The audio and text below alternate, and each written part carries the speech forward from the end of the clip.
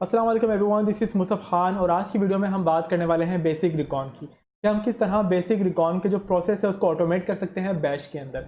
और basic recon के अंदर जो प्रोसेस या जिन स्टेप्स की मैं बात कर रहा हूँ वो यहाँ पे मेंशन किए हुए हैं जो आज की वीडियो में हम फॉलो करने वाले हैं। ठीक है, इससे काफ़ी ज़्यादा चीज़ें हैं जो कि हम परफॉर्म करवा सकते हैं, बट क्योंकि ये वो चार तमाम स्टेप्स हैं जो कि इसेंशियल कह लें, जो कि लाजमी हमें रिक्वायर्ड होते हैं बग हंटिंग की एक्टिविटी को कंटिन्यू करने के लिए। वो क्या क्या स्टेप्स हैं कि सब डोमेन्स को एन्यूमरेट करना। पैसिव एन्यूमरेशन एक फास्टेस्ट पॉसिबल सोल्यूशन होता है सब डोमेन्स को गैदर करने का।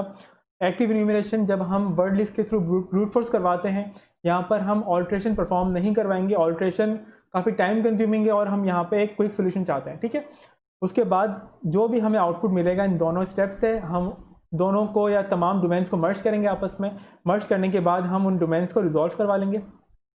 रिजॉल्व करवाने के बाद जो भी डोमेन्स का आउटपुट हमें मिलेगा उस पर हम चेक करेंगे पोर्ट 80 या 443 की सर्विस। मतलब अगर किसी भी डोमेन पर पोर्ट 80 या 443 HTTP या HTTPS की कोई सर्विस चल रही है तो हम उसे एक्सट्रैक्ट करवा लेंगे HTTPX टूल के थ्रू। ठीक है, और ये तमाम टूल्स हैं वो हम अपनी पुरानी वीडियोस में देख चुके हैं, तो हम इसकी इंस्टॉलेशन नहीं देखने वाले। तो हम इन चार प्रोसेस को आज की वीडियो में ऑटोमेट करने वाले हैं। काफ़ी आउटपुट जो होगा इस वीडियो के अंदर वो काफ़ी मैसी होगा, क्योंकि हम बहुत ही बेसिक लेवल पे काम करेंगे ताकि आपको एक प्रोसेस समझ में आए।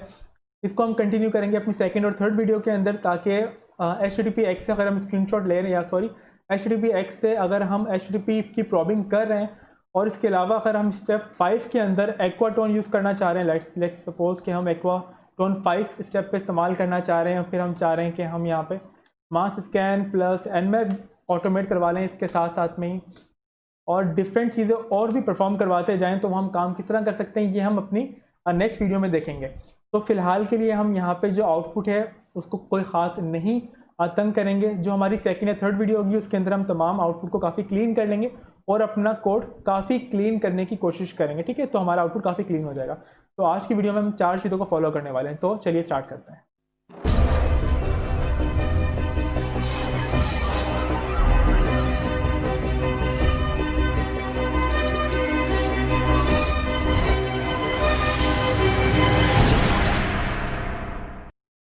सबसे पहले लॉगिन कर लेते हैं अपने VPS मशीन पर, ताकि हम तमाम एक्टिविटी जो भी होगी अपने VPS पर ही परफॉर्म करवाएंगे। डायरेक्टरी क्रिएट करवा लेते हैं बेसिक रिकॉन की, जहाँ पे हम अपनी स्क्रिप्ट लिखेंगे बेसिक रिकॉन, और यहाँ पे हम कुछ चीज़ों को देख लेते हैं। जैसे कि हमने बात करी थी कि हम इन चार स्टेप्स को फॉलो करने वाले हैं। इन चार स्टेप्स के अंदर हमने सबसे पहली बात की थी पैसिव एन्यूमरेशन की। पैसिव एन्यूमरेशन के लिए हम यूज़ करेंगे सब फाइंडर। सब फाइंडर एक बेहतरीन टूल है, -t HackerOne.com -o और यहाँ पे subfinder.txt। ठीक है, अब यहाँ पे हमारी एक कमांड एग्जीक्यूट हो गई है, इसको कॉपी करवा लेते हैं। इसका मतलब ये है कि हमारी कमांड बिल्कुल सही है, और साथ ही साथ में हम अपनी सही कमांड्स जो हैं वो यहाँ पर नोट कर लेते हैं। ये थोड़ी देर बाद जब हम इसको ऑटोमेट करेंगे तो हम अपनी कमांड्स में कहीं मिस्टेक ना कर लें, तो इसके लिए हमारे पास अपनी कमांड सही होना बहुत लाजमी है।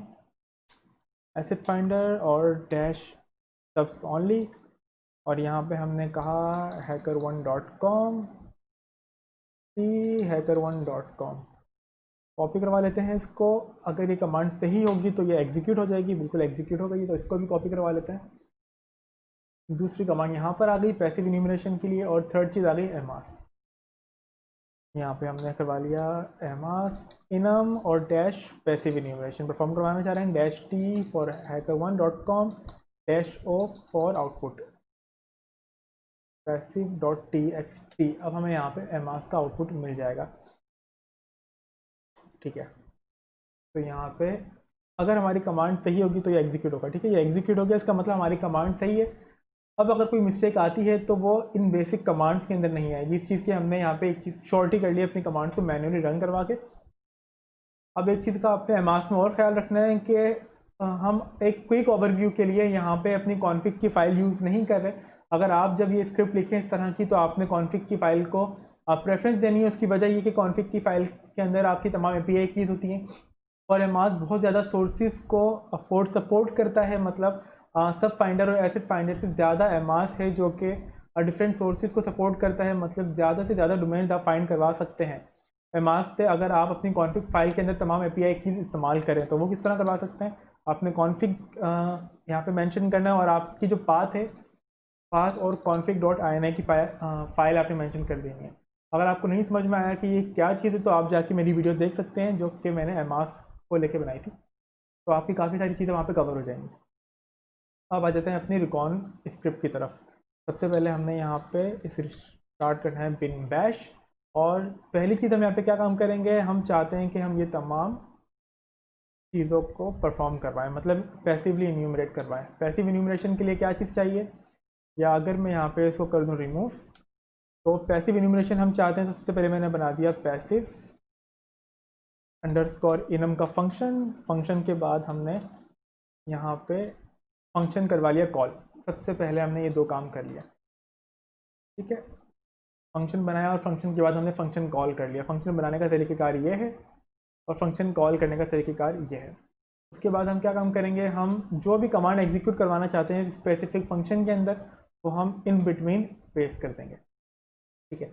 अब जो यहाँ पे हमने मेंशन किया हुआ है hacker1.com, हम चाहते हैं कि हम स्क्रिप्ट के साथ साथ, लेट सपोज अगर मैं यहाँ पर आऊँ और मैं यहाँ पे कहूँ कि recon.sh और यहाँ पे मैं कहूँ example.com, कोई भी डोमेन का नाम दूँ तो ये रन कर दे, तो ये जो फर्स्ट आर्ग्यूमेंट है ये हम बैश में किस तरह मेंशन करते हैं, हम बैश में करते हैं मेंशन, लेट सपोज मैंने कहा डोमेन और $1 से हम फर्स्ट आर्ग्यूमेंट को मेंशन करते हैं। तो अब हम यूज़ करेंगे डोमेन का वेरिएबल का डोमेन, और अब हम यहाँ पे तमाम hacker1 को रिप्लेस करवा देंगे डोमेन वेरिएबल के साथ, ताकि जो भी यूज़र इनपुट हमें सप्लाई किया है फर्स्ट आर्गूमेंट का, वो हम यहाँ पे इन्यूमरेट करवा सकें। तो यहाँ पे आ गया subfinder.txt।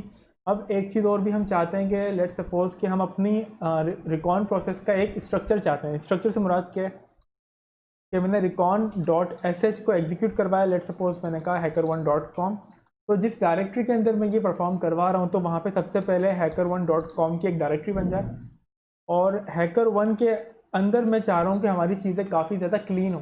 क्लीन से मुराद ये कि मैं चाहता हूँ कि हमारी जो भी इसका आउटपुट हो वो आउटपुट hacker1 के मेन डायरेक्टरी में नहीं हो, बल्कि सोर्सेज की एक डायरेक्टरी हो, सोर्सेज के अंदर हमारे पास इन तमाम का आउटपुट हो। तो हम ये क्या काम करेंगे, हम ये काम करेंगे कुछ इस तरह। मैं कॉपी करवा लिया, बल्कि कॉपी ना करवाएं इसको। सबसे पहले हम यहाँ पर आए, हमने कहा मेक डायरेक्टरी -t, और हमने यहाँ पे पेस्ट करवा दिया डोमेन को, क्योंकि जो भी हमारा यूज़र सप्लाइड इनपुट होगा वो हमने यहाँ पे दे दिया। अगर हमने यहाँ पे hacker1.com दिया है तो hacker1 की डायरेक्टरी यहाँ पे क्रिएट हो जाएगी। और दूसरी चीज़ हम चाहते हैं कि एक सोर्सेज का फोल्डर यहाँ पर हो, तो हमने यहाँ पे सोर्सेज का फोल्डर यहाँ पे क्रिएट करवा लिया।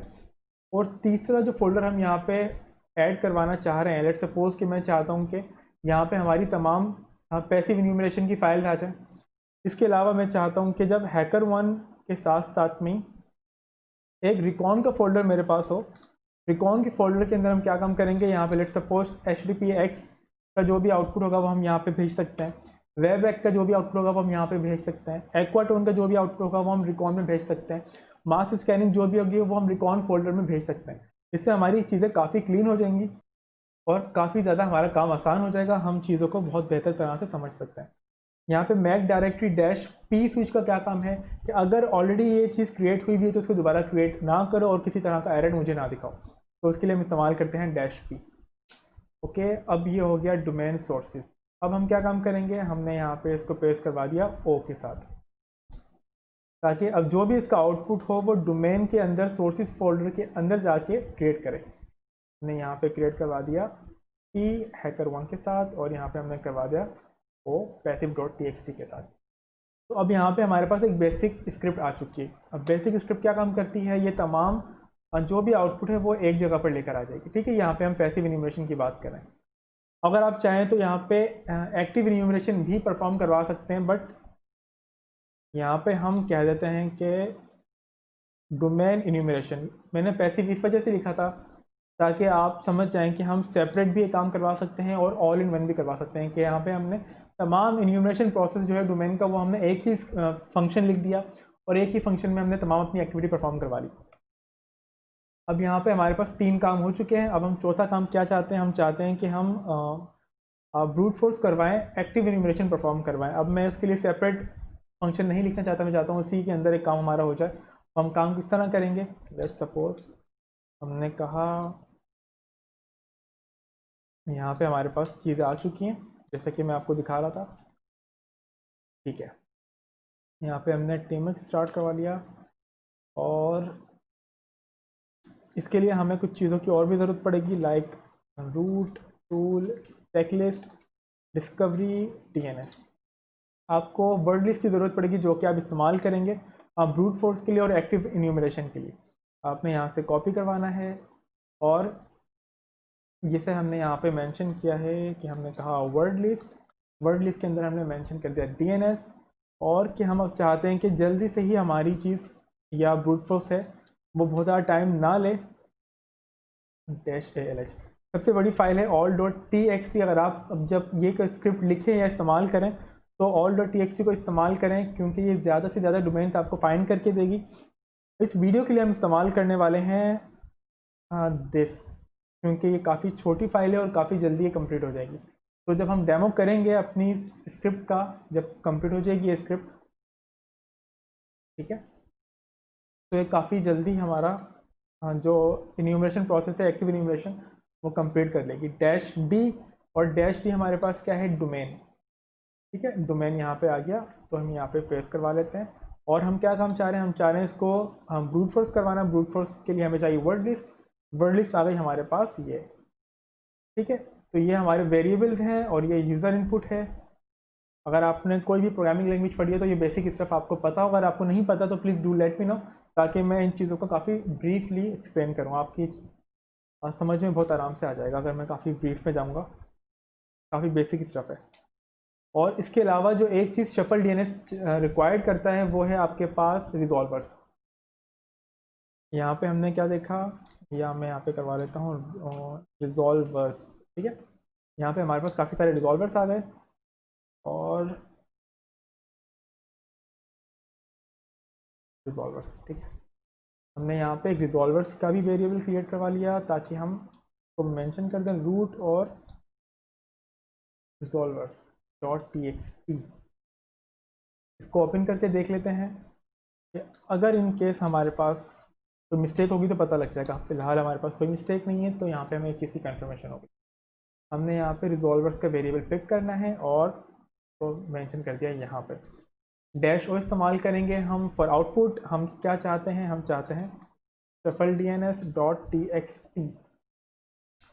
अब ये क्या काम करेगा, अब सबसे पहले तो हम ये चीज़ देख लेते हैं यहाँ पे कि हम यहाँ पे जाते हैं और हम कहते हैं shuffledns-t फॉर hackerone.com, और HackerOne के साथ साथ हम कहते हैं कि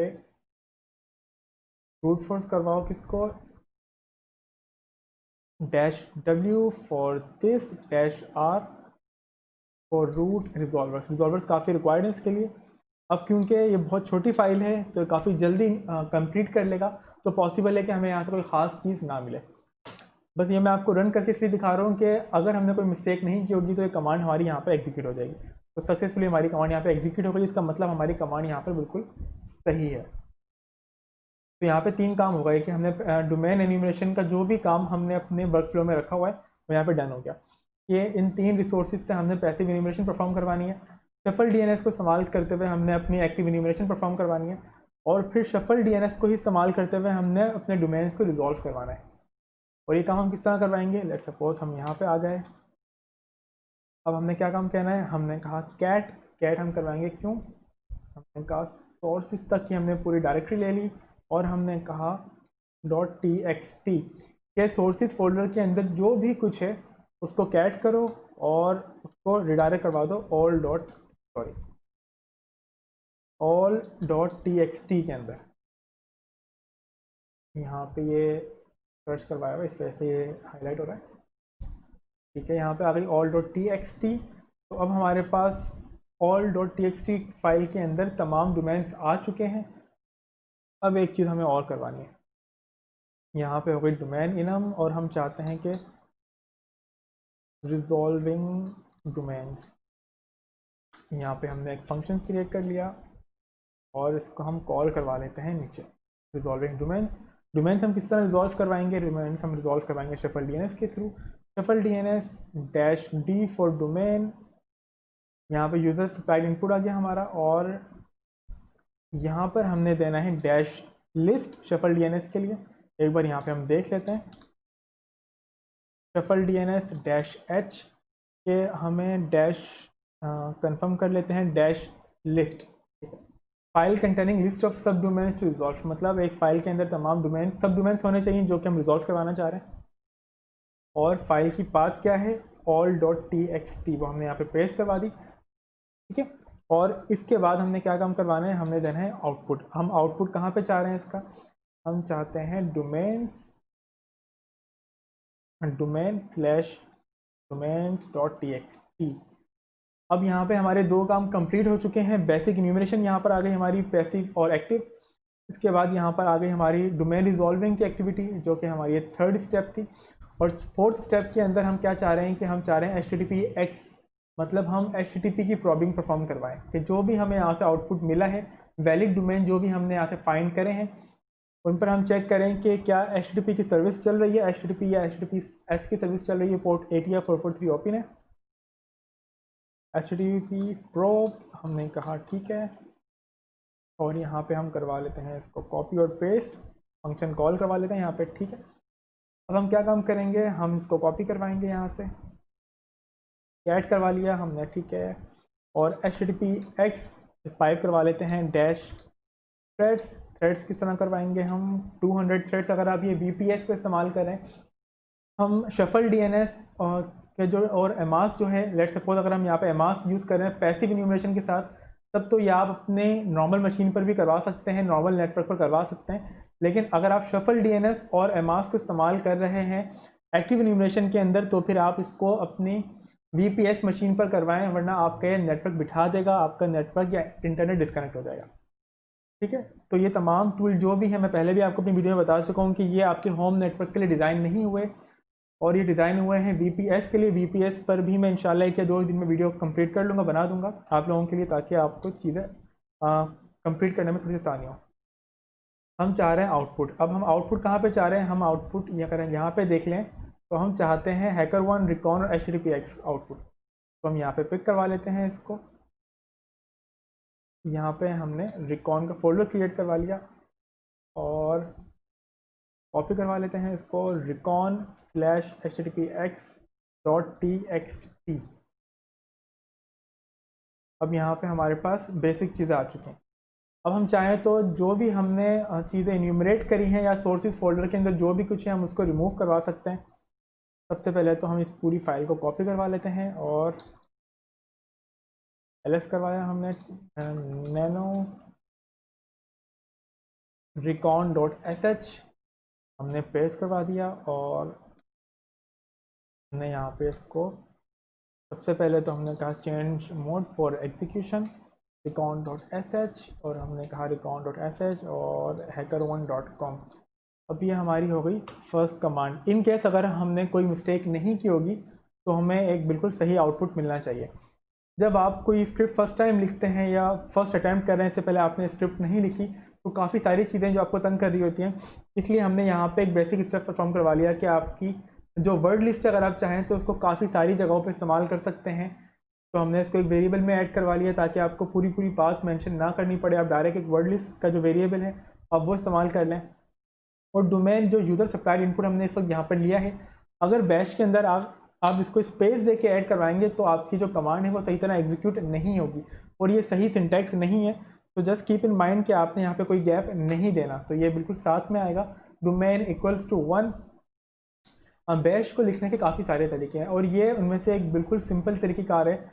हमने यहाँ पे कोई एक्स्ट्रा काम नहीं किया। ये जो जितना भी आउटपुट आप देख रहे हैं, हम चाहें तो इसको फ़िल्टर करवा सकते हैं कि सिर्फ और सिर्फ हमारे पास डोमेन्स शो हो जाएं, या डोमेन्स भी ना शो हों, तमाम आउटपुट इसका चला जाए यहाँ पे डेफ नल या फिर स्टैंडर्ड आउटपुट और स्टैंडर्ड एरर की तरफ।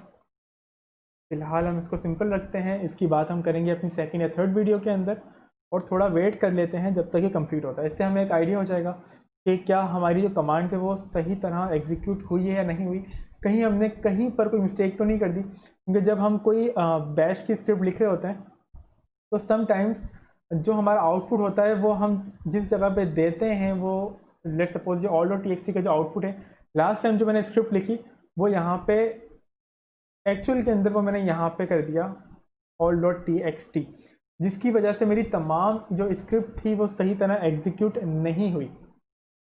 इस तरह के छोटे छोटे जो एरर्स हैं वो हमारी काफ़ी सारी चीज़ों को ख़राब कर देते हैं, और ये चीज़ें आपको जब स्क्रिप्ट रन करते हैं तभी पता लगती हैं, उससे पहले आपको ये चीज़ें पता नहीं लगती। कि आपने यहाँ पे एक फंक्शन लिखा तो आप चाहें तो इस एक फंक्शन को रन करके चेक करवा सकते हैं। एक फंक्शन को आपने सेव करवा लिया और अपनी स्क्रिप्ट को रन करवा के चेक कर लिया क्या ये आउटपुट आपको मिल रहा है, एक्सपेक्टेड आउटपुट। इसके बाद आपने एक और फंक्शन लिखा, उसके बाद आपने इसको भी रन करवा के चेक कर लिया क्या ये यहाँ तक आपकी स्क्रिप्ट काम कर रही है। इस तरह फंक्शन बाय फंक्शन ऐड करवाते जाते हैं और चीज़ों को रन करवाते जाते हैं। जहाँ पे कोई एरर होगा वो आपको पता लग जाएगा। फिलहाल आ जाते हैं बेसिक रिकॉन की तरफ। अब यहाँ पर हमने 4 चीज़ों की बात की थी कि बेसिक रिकॉन ऑटोमेशन में हम 4 काम करेंगे, जो कि अभी हम अपनी स्क्रिप्ट में कंप्लीट करवा चुके हैं। नेक्स्ट वीडियो के अंदर डिपेंड करता है, अगर मुझे कुछ और ज़्यादा बेहतर चीज़ लगी जो हमें ऐड करनी चाहिए तो वो हम ऐड करवा लेंगे। जो हम ऐड करवा सकते हैं अपनी नेक्स्ट वीडियो में रिकॉन प्रोसेस के अंदर वो क्या चीज़ें हैं। जो डेटा हमें domains.txt में मिला है, domains.txt फाइल के अंदर हम चाहें तो उन तमाम डोमेन्स को पास करवा सकते हैं webpack URL से, .webpack URL से। और लेट्स सपोज हमने कह दिया कि जो आउटपुट फिर हमें webpack URL से मिला है हम उस पर परफॉर्म करवा सकते हैं अपनी। ओके, अब जैसे कि आप देख सकते हैं कि अब हमें यहाँ पर एक अपनी मिस्टेक मिल चुकी है, नो रिजॉल्वर लिस्ट प्रोवाइडेड। यहाँ पे चलते हैं और recon.sh, यहाँ पे हमने शफल DNS परफॉर्म करवाया, तो मतलब हमारी शफल DNS के अंदर ही कोई प्रॉब्लम है और रिजॉल्विंग के वक्त ये मसला आया है। यहाँ पे आप देख सकते हैं कि हमने कोई रिजॉल्वर की लिस्ट प्रोवाइड नहीं करी, -r फॉर resolvers.txt। यहाँ पे हम करवा देते हैं रिजॉल्वर्स। ठीक है, तो ये चीज़ थी जो कि हमने यहाँ पे मिस्टेक कर दी है। मैं इसको कॉपी करवा लिया। अब अगर मैं यहाँ पे चेक करूँ कि हमारा फ़िलहाल आउटपुट क्या मिला है हमें, shuffle.dns.txt। और दूसरी मिस्टेक जो हमने यहाँ पे करी कि shuffle.dns.txt का जो आउटपुट है वो हमें यहाँ पर नहीं मिलना चाहिए था। हम चेक कर लेते हैं HackerOne या सोर्सेज के अंदर क्या हमें shuffle.dns के अंदर आउटपुट मिला है, नहीं मिला। ठीक है, यहाँ पे shuffle.dns का कोई आउटपुट नहीं है, मतलब हमने यहाँ पे एक मिस्टेक और भी करी है। shuffle.dns का जो आउटपुट है -d, वो देखें यहाँ पे हमने मिस्टेक करी है जो कि रिसोर्सेज फाइल के अंदर होनी चाहिए थी। हमने यहाँ पे इसको ऐड करवा लिया। अब जो हमारी स्क्रिप्ट है होपफुली इसमें कोई मिस्टेक नहीं है। फ़िलहाल हम दोबारा से चलते हैं बैक पर और ls करवा लेते हैं shuffle.dns HackerOne और इसको रिमूव करवा लेते हैं। रिमूव करवा लेते हैं recon.sh को, दोबारा क्रिएट करवा लेते हैं recon.sh, पेस्ट करवा लेते हैं अपनी स्क्रिप्ट। ठीक है, चेंज मोड प्लस recon.sh। अब अगर हम यहाँ पे काम करें hackerone.com, ठीक है, अब जब तक ये काम हो रहा है तो हम अपनी नेक्स्ट वीडियो के बारे में थोड़ी सी बात कर लेते हैं, क्योंकि नेक्स्ट वीडियो तक हो सकता है कि आप खुद कुछ ऑटोमेट करना चाहें। इस सबको देखने के बाद तो let me give you an idea कि आप क्या क्या काम करवा सकते हैं। लेट सपोज कि हमें यहाँ पे domains.txt तक की हमें एक फ़ाइल मिल गई है और वैलिड डोमेन्स अगर आपको मिल जाएँ तो वहाँ से काफ़ी सारी चीज़ें परफॉर्म करवा सकते हैं। जैसे कि हमने यहाँ पे बात करी कि आप उसको कैट करवा लें domains.txt webpack URL के साथ, और webpack URL के बाद अब यहाँ पे चीज़ों को फ़िल्टर करवा सकते हैं। फ़िल्टर किस तरह करवाएंगे कि webpack URL के अंदर आप नहीं चाहते कि आपके पास जो आउटपुट है उसमें JPEG की फ़ाइल हो, PNG की फ़ाइल हो, SVG की फ़ाइल हो, या तमाम वो एक्सटेंशन पिक्चर्स की हो जो कि हमारे लिए किसी काम की नहीं। उसके बाद आप चाहें तो GF करवा सकते हैं, लेट सपोज webpack या GF SSRF webpack.txt, और आप आइट्रेशन परफॉर्म करवा सकते हैं। ठीक है, ये आप काम करवा सकते हैं। 7वां काम आप क्या काम करवा सकते हैं, आपने कहा मास स्कैन प्लस nmap आप परफॉर्म करवा रहे हैं, क्योंकि ये जो काम पर्सनली मैं करता हूँ मास स्कैन परफॉर्म करवाने का, ये मैं अपनी इस स्क्रिप्ट के साथ नहीं करता, ये काम मैं मैन्युअली करता हूँ। एंड द रीज़न इज़ के अभी हम फ़िलहाल एक डोमेन की बात करें HackerOne.com की। नेक्स्ट वीडियो में हम देखेंगे कि हम किस तरह मल्टीपल डोमेन्स को टारगेट कर सकते हैं कि हमने लिस्ट ऑफ डोमेन प्रोवाइड करा और ये तमाम प्रोसेस जो है, या अगर मैं आपको दिखाऊं, फिलहाल HackerOne.com है। अगर यहाँ पे हम लिस्ट ऑफ डोमेन प्रोवाइड करें कि HackerOne.com की जगह HackerOne test.HackerOne या मुख्तलिफ एक्विजिशन है HackerOne की, तो वो तमाम यहाँ पर आ जाएं। अगर बहुत सारे डोमेन्स को हम मास स्कैन और एलएमएम परफॉर्म करवाएं तो ये बहुत ज़्यादा टाइम कंज्यूमिंग होता है, और जिसकी वजह से मैं एक मैनुअल स्क्रिप्ट रन करता हूँ हर डोमेन के ऊपर। जैसे कि मैं फ़िलहाल टारगेट कर रहा हूँ AT&T को, और AT&T एक बहुत बड़ा टारगेट है, बहुत ज़्यादा स्कोप है उसका। तो AT&T के ऊपर जाके सिर्फ AT&T के ऊपर हमने ये परफॉर्म करवाना है, बाकियों पर डोमेन पे परफॉर्म नहीं करवाना। लास्ट टाइम जब मैंने AT&T पे परफॉर्म करवाई तो ऑलमोस्ट 1700 IPs थी जिन्होंने कंप्लीट होने में तकरीबन 3 दिन लिए। ठीक है, अगर मैं खाली एक जगह पे रन करवा दूंगा तो फिर ये थोड़ा सा मुश्किल हो जाएगा, और ऐसा मैं फ़िलहाल चाहता नहीं। तो मैं फ़िलहाल आपको एक आइडिया दे रहा हूँ कि आप क्या क्या काम परफॉर्म करवा सकते हैं अगर आप खुद से परफॉर्म करवाना चाहें तो। यहाँ तक आपने काम करवा लिया, आपने ये काम भी करवा लिया। और मैनुअल टेस्टिंग के लिए आप क्या काम करवा सकते हैं, आपने कहा कि एक्वाटोन। आप अगर मुझे बताएंगे कि आपको क्या क्या चीज़ें ऐड करवानी है कमेंट सेक्शन के अंदर, तो फिर हम आपकी नीड के हिसाब से अपनी नेक्स्ट जो स्क्रिप्ट है उसको लिखेंगे, ताकि जो स्क्रिप्ट मैं लिख रहा हूँ वो आपके हिसाब से और आप उसे अपने मैनुअल वर्क के अंदर वर्क फ्लो में ऐड करवा सकें। एक्वाटोन आ गया। एक्वाटोन के साथ साथ हम चाह रहे हैं कि न्यूक्लियाई स्कैनर हम इस्तेमाल करें। जो भी डोमेन हमें यहाँ पे मिला है, लेट सपोज कि हमें यहाँ पे HTTPX का जो 4th लेवल पे हमें 4th स्टेप के अंदर मिला है उसको कंबाइन करें न्यूक्लियाई के साथ, और जो भी हमारे पास रिज़ल्ट आता है CVEs हमने वहाँ से फाइंड कर ली, वल्नरेबिलिटीज़ हमने फाइंड कर ली, यहाँ पे हमने टेक्नोलॉजीज़ को आइडेंटिफाई करवा लिया। तो ये तमाम जो काम है वो हमने अपनी एक ही स्क्रिप्ट से आइडेंटिफाई कर लिया। अब क्योंकि यहाँ पे हम मेनली बात कर रहे हैं पैसिव इन्यूमरेशन की, पैसिव इन्यूमरेशन की वजह से ये बहुत ज़्यादा टाइम नहीं लेता और काफ़ी ज़्यादा आपके लिए हेल्पफुल हो जाता है। मतलब न्यूक्लियाई अगर आप किसी बड़े टारगेट के ऊपर रन करें तो वो डेफिनेटली कोई ना कोई CVE आपको निकाल के दे देता है। मेक श्योर कि वो डुप्लीकेट ही होता है, क्योंकि बहुत सारे लोग ये काम कर रहे होता है। थोड़ा कंफर्म कर लेते हैं क्या जो हमारे पास HackerOne का टारगेट है। लेट सपोज रिकॉन फोल्डर के अंदर क्या हमारे पास चीज़ें, रिकॉन फोल्डर में फ़िलहाल हमारे पास कुछ भी नहीं है। ठीक है,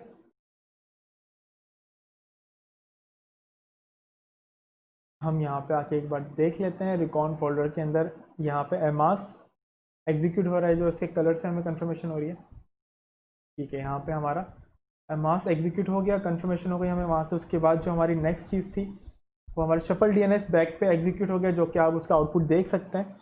शफल DNS के बाद अब यहाँ पे आप देख सकते हैं कि HTTPX यहाँ पे एग्जीक्यूट हो चुका है। अब यहाँ पे HTTPX एग्जीक्यूट होने के बाद हमें क्या आउटपुट मिला वो भी हम आपको दिखा देते हैं। हमने कहा HackerOne.com ls करवा लिया, domains.txt पे हमने कहा wc-w 11 डोमेन्स हमें यहाँ पे मिले हैं। सॉरी,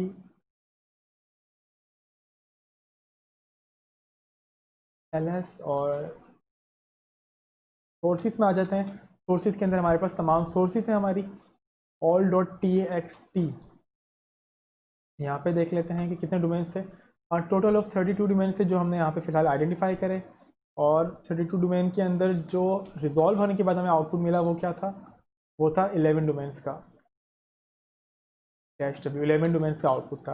11 डोमेन्स के अंदर भी हमारे पास, अगर मैं आपको दिखाऊं, HTTPS की जो सर्विसेज थी किस पे चल रही थी, वो इतने डोमेन्स पे चल रही थी। तो भी देख लेते हैं, वो 9 डोमेन्स पे चल रही थी। तो इस तरह हमारी चीज़ें काफ़ी फिल्टर हो गई हैं सिर्फ एक छोटी सी स्क्रिप्ट की वजह से। ये स्क्रिप्ट का मेन पर्पज़ ये है कि ताकि आपको बैश ऑटोमेशन का थोड़ा सा आइडिया हो और आप अपनी स्क्रिप्ट्स को खुद लिख सकें। ठीक है, हम मज़ीद बात करेंगे नेक्स्ट वीडियो के अंदर। अगर आपको इस वीडियो के हवाले से कोई क्वेरी हो तो आप मुझे बता सकते हैं। अपना ख्याल रखिएगा, मिलते हैं अगली वीडियो में। थैंक यू, अल्लाह हाफ़िज़।